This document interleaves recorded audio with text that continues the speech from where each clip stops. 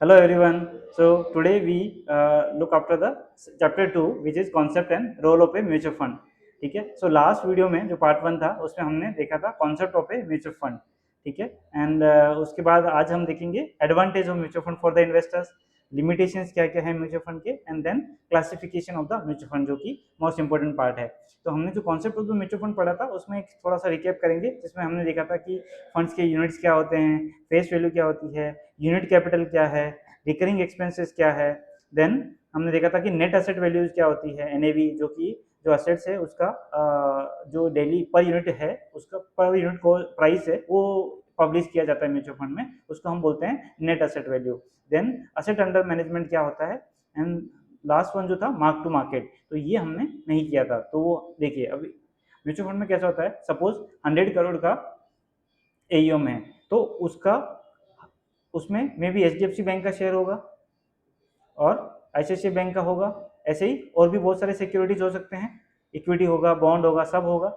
इनका जो प्राइस है वो पर डे चेंज होगा. जैसे अभी 900 है तो वो शायद आज 910 हो, कल उसका 909 हो सकता है, फिर और कुछ हो सकता है.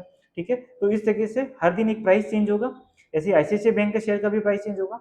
तो इसी बेसिस पे उनका जो वैल्यू है वो हर दिन कैलकुलेट किया जाता है म्यूचुअल फंड का. तो जैसे कि ये 100 करोड़ कल था तो आज उसका वैल्यू हो सकता है 101 करोड़ हो, या फिर कल टुमारो इसका वैल्यू 100.50 करोड़ हो सकता है. इस तरीके से इसका वैल्यू जो है वो चेंज होगा.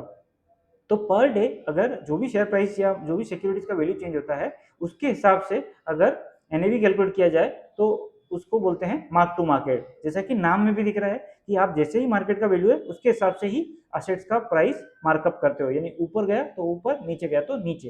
करेक्ट. सो इसको बोलते हैं मार्क टू मार्केट. और ये एनएवी जैसा हमने पहले भी देखा था, ये एनएवी पर डे पब्लिश किया जाता है म्यूचुअल फंड के द्वारा. ठीक है. Every mutual fund, every scheme, NAV will be publish at the day and.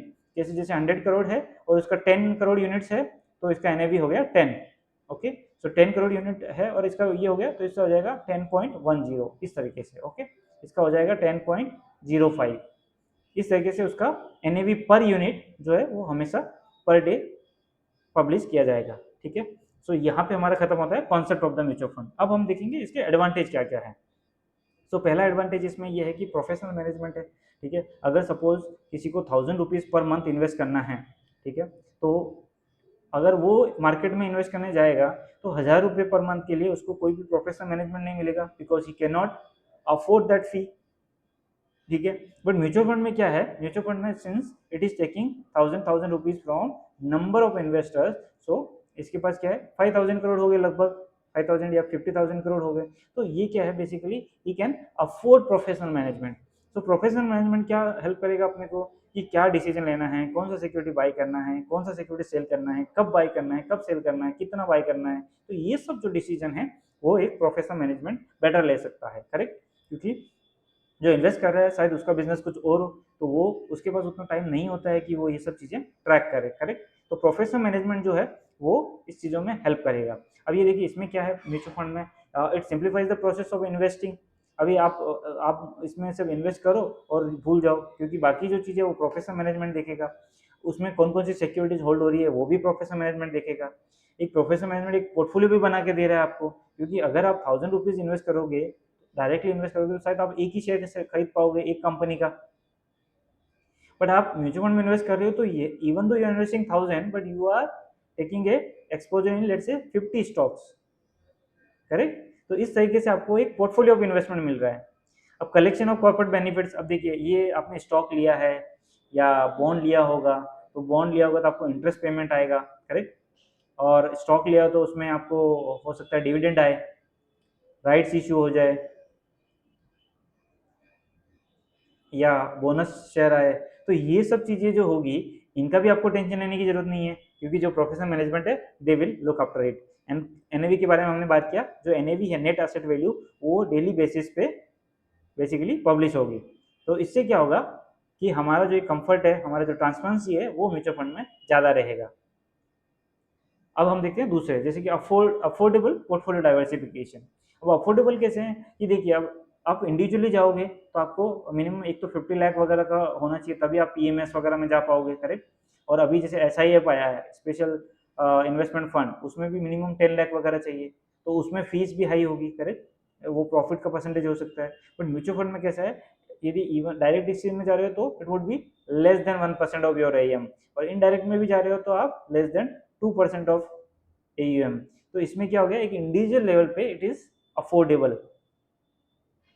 Economies of scale, तो इकोनॉमिक स्केल में म्यूचुअल फंड कैसा करता है कि बहुत सारे लोगों से पैसा ले रहा है, तो इसके पास जैसे 5,000 करोड़ हो गया, तो now he can negotiate for other charges, जैसे कि ब्रोकरेज चार्जेस होता है, ठीक है, अभी या कस्टडी चार्जेस हो गया, यानी जो सिक्योरिटी जहाँ पे रखता है उसके भी चार्जेस होते हैं, या फिर फंड मैनेजर के चार्ज हो गया, रिसर्च एनालिस्ट का चार्जेस हो गया, तो ये सभी चार्जेस क्या है, इसके लिए एक ये कंबाइन लेवल होगा, शेयरिंग हो जाएगा, तो इससे क्या होगा, पर यूनिट जो कॉस्ट है वो कम हो जाता है इन्वेस्टर के लिए। तो इसमें इकोनॉमी ऑफ स्केल का फायदा एक इन्वेस्टर को होता है। Then comes the transparency. तो ट्रांसपेरेंसी हमने देखा कि इसका जो एनएवी है वो डेली पब्लिश होता है, तो इससे ट्रांसपेरेंसी रहेगी कि आपको पता है कि आपने जो इन्वेस्टमेंट किया उसका डेली बेसिस पे उसका वैल्यू क्या है, यानी आज क्या है, कल क्या है, परसों क्या होगा, ठीक है, ये सब चीजें आपको पता रहेगी। तो ये हो गया आपका एक ट्रांसपेरेंसी का एक तरीका। और दूसरा ये है कि इनका जो पोर्टफोलियो है म्यूचुअल फंड का, वो भी as per SEBI regulation on a regular basis publish किया जाता है वेबसाइट पे। तो उससे फायदा क्या है कि आपको पोर्टफोलियो भी पता रहेगा कि मेरा जो म्यूचुअल फंड है वो मेरा पैसा कहाँ कहाँ इन्वेस्ट कर रहा है, कौन कौन से सिक्योरिटी में इन्वेस्ट कर रहा है, तो ये सब चीजें भी आपको एक रेगुलर बेसिस पे अवेलेबल रहेगी। तो इससे क्या होता है कि आपको एक ट्रांसपेरेंसी रहेगी, आपकी प्राइस क्या है वो भी पता है, और कहाँ इन्वेस्ट कर रहे हैं वो भी आपको क्लियरली पता है, ठीक है, और सेबी द्वारा रेगुलेटेड है, तो उससे भी एक ट्रांसपेरेंसी उसकी बढ़ जाती है। So now comes to the next kind of advantages. अब देखिए लिक्विडिटी, लिक्विडिटी कैसे इसमें है, क्योंकि आप ये जो म्यूचुअल फंड है इसमें कभी भी इन्वेस्ट कर सकते हैं और कभी भी रिडीम कर सकते हैं, करेक्ट, और रिडीम भी करेंगे तो आप उसको आपका पैसा मिल जाएगा उसको 1 या 2 दिन में, अनलेस आपका जो स्कीम है जो पहले से आपको पता है कि इसमें लॉक इन है वो अलग बात हो गया, अदरवाइज आपको नॉर्मल म्यूचुअल फंड स्कीम में आपको पैसा 1 या 2 दिन में आ जाता है, तो इससे आपको एक एम्पल लिक्विडिटी मिल जाती है, ठीक है। बट लिक्विडिटी का ये मीनिंग नहीं है कि आपका पैसे का जो वैल्यू है वो कम या ज्यादा हो, क्योंकि ये तो मार्केट पे डिपेंड करता है, ये मार्केट पे डिपेंड करेगा, तो आपका जो मार्केट अप भी हो सकता है और डाउन भी हो सकता है, बट इंपॉर्टेंट क्या है, आपको जो जो वैल्यू है वो आपको जरूर मिलेगा, तो that is basically means the liquidity. अब टैक्स डिफरल कैसे हो गया कि अगर आप इंडिविजुअल लेट से 1,000 रुपये का शेयर खरीदते हैं और 1 महीने बाद उसका वैल्यू हो गया 1,100 रुपये और आपने बेच दिया, तो प्रॉफिट कितना हुआ, 100 रुपये। अब ये 100 रुपये पे आपको लेट से अभी के अभी टैक्स देना पड़ेगा 20%, यानी आपके पास कितना है 80 rupees only. But mutual fund के केस में वो टैक्स तब नहीं लगेगा, तो आपको कितना मिलेगा 100 रुपीज। म्यूचुअल फंड को टैक्स कब लगता है, जब आप वो विड्रॉ करते हो। अब देखिए इससे फायदा क्या है, तो आप वापस जब इन्वेस्ट करने जाओगे तो आपके पास इन्वेस्टेबल मनी कितना बचा, 1,080 रुपीज। बट म्यूचुअल फंड के पास कितना है 1,100 रुपये, तो वो 20 रुपीज जो एक्स्ट्रा है वो भी इन्वेस्ट करके आपके लिए रिटर्न जनरेट कर सकता है, तो इससे आपको और फायदा होता है, यानी they can generate better returns, क्योंकि उनको टैक्स उनके लेवल पे नहीं लगता है, जब आप विड्रॉ करोगे पूरा मनी तब लगेगा, तो ये भी आपको एक फायदा मिलता है। एंड टैक्स बेनिफिट वगैरह जो कि स्पेशल स्कीम्स आती है, ईएलएसएस स्कीम आती थी, इक्विटी लिंक सेविंग स्कीम, जहाँ पे 3 साल का लॉक इन होता था और आपको एटीसी वगैरह में आप क्लेम कर सकते थे, बट वो अभी जैसे न्यू टैक्स रेजिम आ गया तो उसमें ये सब नहीं रहेगा। अब हम देखेंगे कन्वीनियंसी क्या है। अब देखिए कन्वीनियंसी ऐसा है कि इसमें आप जब चाहे आप इन्वेस्ट कर सकते हैं, लाइक पर मंथ किसी को करना है तो पर मंथ कर सकता है, किसी को पर वीक करना है तो वो भी कर सकता है, पर ईयर करना है तो वो भी कर सकता है, तो ये सब फ्लेक्सिबिलिटी है। प्लस आपको थोड़ा अमाउंट विड्रॉ करना है पर मंथ, वो भी आप कर सकते हैं, SWP जिसको बोलते हैं, सिस्टमेटिक विड्रॉअल प्लान, तो वो भी आप कर सकते हैं। प्लस अमाउंट में भी आप फ्लेक्सिबिलिटी है कि आपको इस महीने अमाउंट आ गया तो आप ज़्यादा कर दो, किसी महीने नहीं है तो आप मत करो या कम कर दो, तो ये सब फ्लेक्सिबिलिटी आपको कन्वीनियंस देती है, और एक इन्वेस्टमेंट कंफर्ट भी है, करेक्ट। तो इस तरीके से ये जो कन्वीनियंट और इन्वेस्टमेंट का कंफर्ट है वो आपको इसमें मिलेगा, ठीक है। तो SIP है, आप SIP कर सकते हो, अगर आपको पैसा वापस चाहिए तो आप SWP कर सकते हो, तो इस तरीके से आपको ये कंफर्ट मिलता है।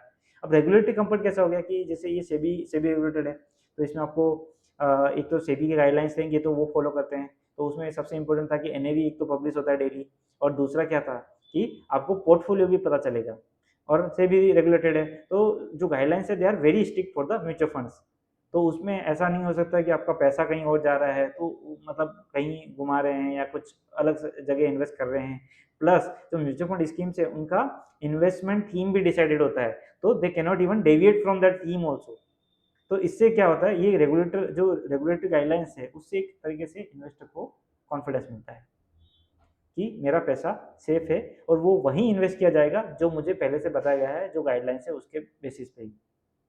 Then systematic approach to investment, of course this is a systematic, मतलब आप ऐसा ही भी कर सकते हो, पर मंथ कर सकते हो, पर वीक कर सकते हो, पर डे भी आजकल ऑप्शंस आ गए हैं, और even as low as 500 rupees भी आप इन्वेस्ट कर सकते हो। तो ये एक छोटे से छोटे इन्वेस्टर से लेकर बड़े तक ये एक तरीके से बहुत ईजी कन्वीनियंस है ये। अब हम देखेंगे, ऑफकोर्स एडवांटेज है तो कुछ लिमिटेशंस भी होंगे। तो लिमिटेशंस में हमारा आता है पहला, lack of portfolio customisation. So customisation means क्या, कि देखिए अगर आपके पास 1000 रुपीज है तो भी आपके पास यही पोर्टफोलियो है, करेक्ट, और आपके पास यदि 10,000 रुपीज है तो भी यही पोर्टफोलियो है। अगर आपके पास 1 लाख रुपए है इन्वेस्ट करने के लिए तो भी यही पोर्टफोलियो, और 10 lakhs है तो भी यही portfolio. Means there is no portfolio customisation for any investor. तो अगर आपको कस्टमाइजेशन में जाना है तो you have to go to PMS, जो कि 50 लाख एंड अबव है, करेक्ट। सो इस तरीके से इसमें कस्टमाइजेशन नहीं होता, because this is same for all the customers. Choice overload, अब चॉइस ओवरलोड का हम एक एग्जांपल देखेंगे। ये देखिए 361 डायनामिक बॉन्ड फंड, ये एक स्कीम है, एक पर्टिकुलर किसी एएमसी के लिए नहीं है, सभी एएमसी में ऐसा ही होता है।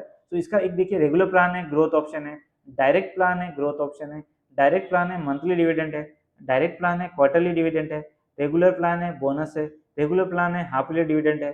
तो इस तरीके से देखिए इसी एक ही स्कीम के कितने सारे वेरिएंट हो गए, और इस तरीके से क्या बहुत सारी चॉइसेस आ जाती है। तो चॉइसेस ओवरलोड, यानी कई बार कस्टमर को इसको इतना नॉलेज नहीं होता है, उसको बहुत कंफ्यूजन हो जाता है कि यार इसमें इन्वेस्ट करूँ कि ये इन्वेस्ट करूँ, कौन सा मेरे लिए अच्छा है। तो ये सब में चॉइस ओवरलोड हो जाता है।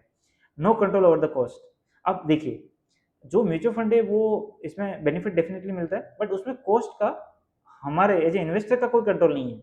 और वो म्यूचुअल फंड कितना ऑप्टिमाइज कर रहा है, एम से कितना ऑप्टिमाइज कर रहा है, नहीं कर रहा है, वो हमें नहीं पता चलता है। तो वो कॉस्ट जो है वो हमारे कंट्रोल में नहीं होती है।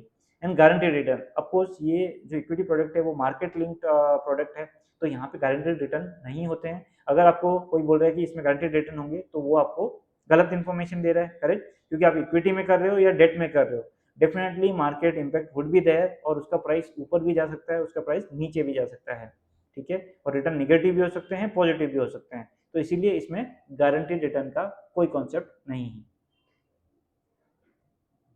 सो अब हम देखेंगे classification of mutual funds. So classification में पहले हम देखेंगे कि किस तरीके से क्लासिफाई किया जा सकता है। जैसे कि क्लोज एंडेड म्यूचुअल फंड्स होते हैं, ओपन एंडेड म्यूचुअल फंड्स होते हैं, डेट म्यूचुअल फंड्स होते हैं, इक्विटी म्यूचुअल फंड्स होते हैं। तो ये हम कैसे देखेंगे कि हम किस टाइप के म्यूचुअल फंड में कर रहे हैं, और किस मतलब टाइप से हम देख रहे हैं कि किस तरह का क्लासिफिकेशन है। तो जैसे कि हम पहला देख रहे हैं कि स्ट्रक्चर ऑफ द फंड, यानी किस तरीके का स्ट्रक्चर है, उसके बेसिस पे कैसे क्लासिफिकेशन करेंगे। तो अब देखिए पहला है ओपन एंडेड फंड्स। अब ओपन एंडेड फंड्स में कैसा है, इट अलाउज इन्वेस्टर टू, देखिए पहले क्या होगा, कोई भी फंड का एनएफओ आएगा, न्यू फंड ऑफर, उसमें कुछ यूनिट आपको दिया जाएगा। लेट से उन्होंने दिया एनएवी एट ए 10 रुपीज और 1 crore unit, that means they are raising 10 crore rupees, correct. So total AUM कितना हो गया, 10 करोड़, 1 करोड़ यूनिट पे। नाउ अगर किसी इन्वेस्टर को एनएफओ के बाद इन्वेस्ट करना है तो वो भी कर सकता है, वो कभी भी एंटर कर सकता है, कभी भी एग्जिट कर सकता है। अगर एंट्री किया उसने तो क्या होगा, न्यू यूनिट्स क्रिएट होंगे, और अगर एग्जिट किया उसने तो क्या होगा, जो यूनिट जितने उसने एग्जिट किया है वो क्या हो जाएंगे, डिस्ट्रॉय हो जाएंगे, करेक्ट। तो इस तरीके से ओपन एंडेड स्कीम में बेसिकली आप कभी भी एडिशनल यूनिट बाय कर सकते हो और कभी भी आप सेल कर सकते हो ओपन। और वो आप किसके साथ कर रहे हो, एएमसी के साथ सीधा। ये इंपॉर्टेंट चीज है कि आप किसके साथ कर रहे हो, एएमसी के साथ डायरेक्टली कर रहे हो। वही क्लोज एंडेड फंड में क्या हो गया, जैसे ही एनएफओ हो गया, उसका हो सकता है स्कीम में पहले डिफाइन किया गया हो कि 5 साल का इसका क्लोज एंडेड फंड है। नाउ अब 5 साल तक आप एएमसी को नहीं बेच सकते। बड़ा भाई आपको लिक्विडिटी चाहिए तो आप क्या करोगे, आप किसी दूसरे इन्वेस्टर को बेच सकते हो। तो you have to find another investor और अनदर बायर। तो इसमें क्या होगा, poor liquidity, correct, compare to your open ended funds, क्योंकि आप हर किसी को एएमसी को एट एनी पॉइंट टाइम नहीं बेच पाओगे, करेक्ट। तो इसमें कैसा है, बट वो लिक्विडिटी है लेकिन आप नए इन्वेस्टर को बेच सकते हो। बट अभी इसमें कैसा होगा कि आप बेचने जाओगे और बायर बोलेगा, अब सपोज एनएवी है 50 रुपीज और बायर बोलेगा नहीं मुझे 48 पे चाहिए, तो आपको बेचना पड़ेगा क्योंकि मार्केट में और कोई बायर नहीं है। तो इसमें क्या हो गया, आपका जो प्राइस है 48 is your price and this is your NAV, so your price may be lesser than your NAV, NAV we can call it as a fair value, so जो प्राइस है that would be lesser than your NAV. So अभी हम open ended fund में क्या देख रहे थे कि एनएवी जो है is equal to my price, यानी जितना एनएवी 50 है तो एमसी मेरे से कितने पे लेगा, 50 पे ही लेगा, करेक्ट। तो इसमें मेरा कोई लॉस नहीं हो रहा है, बट यहाँ पे आपका compare to fair market value आपका थोड़ा लॉस हो सकता है, बिकॉज एएमसी के साथ आप नहीं बेच सकते, आपको मार्केट में बायर फाइंड आउट करना पड़ेगा और वहां पे बेचना पड़ेगा। तो ये एक डिफरेंस है क्लोज एंडेड और ओपन एंडेड फंड्स में। अब तीसरा टाइप आता है जो कि इसी का कॉम्बिनेशन है, इंटरवल फंड्स। इंटरवल फंड जैसे नाम से ही पता चल रहा है, उसमें क्या होगा, सपोज 0 से लेके 3 ईयर है, तो वहां पे क्या आपको ऑप्शन दिया जाएगा कि लेट से 1 ईयर के बाद आप एंटर कर दीजिए, या 2 ईयर के बाद आप एंटर कर दीजिए, या 3 ईयर के बाद आप एंट्री या एग्जिट कर सकते हैं। तो यहाँ पे आपको एंट्री या एग्जिट अलाउड होगा, इन बिटवीन नो, यहाँ पे भी नो, यहाँ पे भी नो, यहाँ पे सिर्फ यहाँ पे आपको एक विंडो दिया जाएगा लेट से 5 डेज का, जहाँ पे आप इन एंड आउट कर सकते हो, ठीक है। तो इसीलिए इसको बोलते हैं इंटरवल फंड्स, यानी क्योंकि ये ओपन एंडेड भी है, बिकॉज यहाँ पे एक पर्टिकुलर टाइम पीरियड के अंदर आपको एंट्री अलाउ की जाएगी, बट क्लोज एंडेड भी है बिकॉज उसके बीच में आपको नहीं अलाउ किया जाएगा, ओके। सो ये हमारे क्लासिफिकेशन हो गया based on the structure of the fund. हम आगे की वीडियो में और दूसरे टाइप के देखेंगे कि किस तरीके से उनका क्लासिफिकेशन किया जा सकता है, okay. Thank you and subscribe my channel for more such videos.